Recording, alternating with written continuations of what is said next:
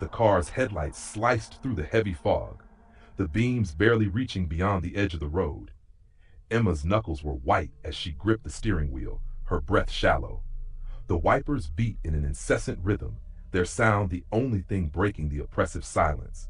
Her phone had died hours ago, and the GPS had failed her long before that. She had no idea where she was anymore, lost in a labyrinth of backroads with no signs of civilization in sight. Then, like a ghost rising from the mist, she saw it. An old hotel perched atop a hill, its windows flickering faintly with light, promising some semblance of safety. Better than sleeping in the car, she muttered to herself, her voice shaky, yet she felt an odd sense of relief as she steered toward the gravel driveway. The sign above the entrance read, Ravenwood Inn. The letters, once bold and inviting, were now faded and choked by creeping ivy. The building looked as though it had been forgotten by time, its dark, weathered stone giving off an air of desolation.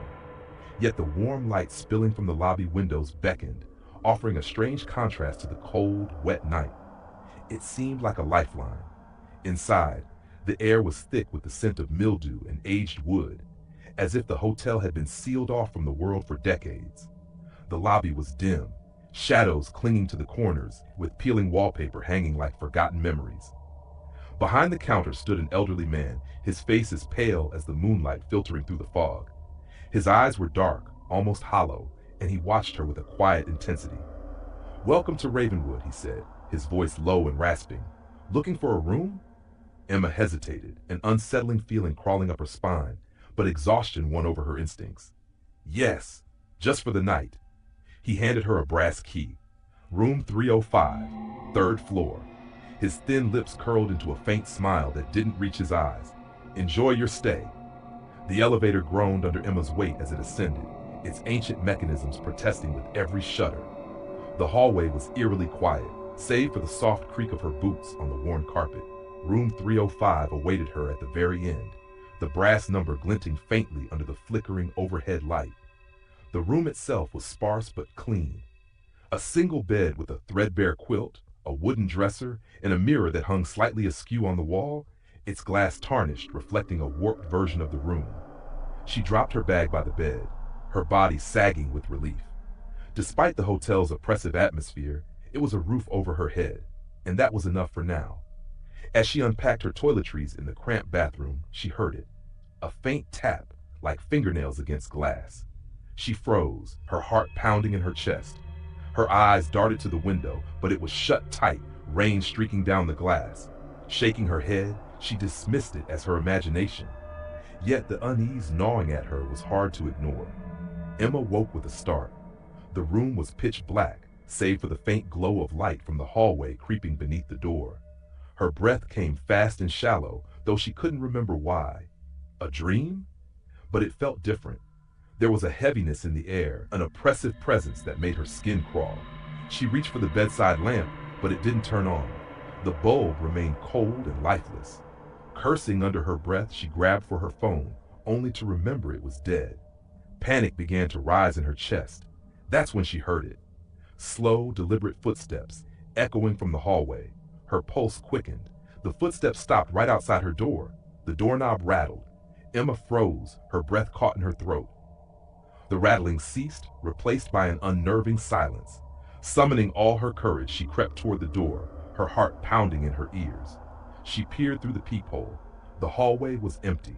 Her breath came in shaky bursts as she turned to head back to bed. But then, just behind her ear, a whisper. "You shouldn't have come here." She screamed, spinning around, but the room was empty. The whisper had been so close, so intimate, as if someone had been standing right behind her. Her hands shook uncontrollably as she grabbed her bag and threw on her jacket. She wasn't staying another minute. The elevator was out of order. She was certain it hadn't been when she arrived. A small handwritten sign, "Out of service," hung crookedly above the doors.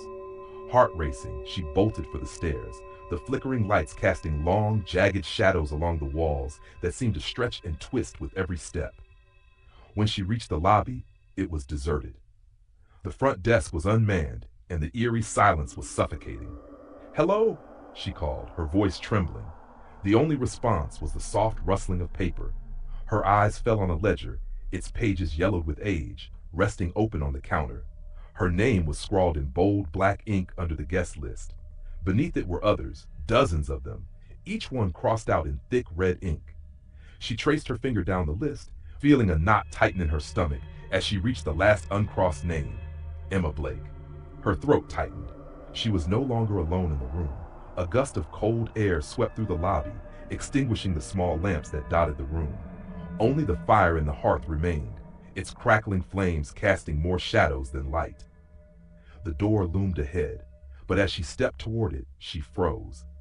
The elderly man stood in front of the door, his face now ghastly pale, his eyes dark pits of emptiness. Leaving so soon? His voice was low, almost mocking. Emma took a step back. "Stay away from me," she shouted, grabbing a heavy candlestick from the desk. His face remained expressionless, his eyes unblinking, as though he wasn't even human. And then, without warning, he vanished. One moment, he was there, the next, gone.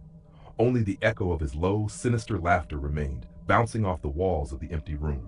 The door wouldn't budge. Emma pulled and yanked, her fingers slipping on the cold metal handle. Then she heard it, a soft, dragging sound, like something heavy being pulled across the floor. Turning, she saw it, a woman, her tattered dress hanging in shreds, her face obscured by long, matted hair. Her head was tilted at an unnatural angle as if her neck had been broken. Emma took a stumbling step backward, her pulse hammering in her ears. The woman's voice was a rasping whisper. "Help us! Set us free! Who are you?" Emma stammered, her back pressed against the door. The figure raised a hand, pointing toward the fireplace. In its flickering light, Emma noticed a small wooden box resting on the mantel, its surface carved with strange, jagged symbols. "Burn it," the woman rasped. "Destroy it and end this." Emma hesitated. Every instinct screamed at her to run, but something, perhaps the ghostly woman's plea, kept her rooted in place.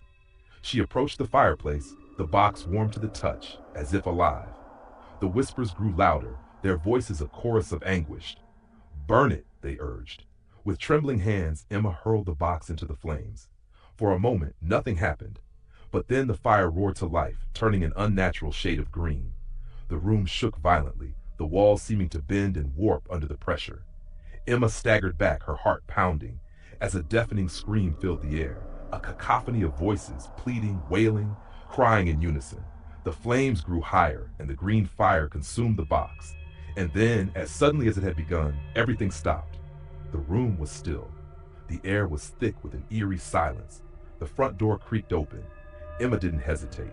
She bolted into the night, her breath coming in ragged gasps, her body trembling with adrenaline. The rain soaked her as she ran to her car, the cold biting through her jacket. Behind her, Ravenwood Inn loomed dark and silent, its windows like empty eyes. It felt lifeless now, as though the very essence of the hotel had been extinguished. As she sped away, Emma glanced in the rearview mirror. The hotel was gone, replaced by nothing but mist and an overgrown hill. Her heart thudded in her chest as the reality of what she just experienced sank in. Had it been real, or had she imagined it all? One thing was certain, she would never forget that night. Ravenwood Inn had claimed its last guest.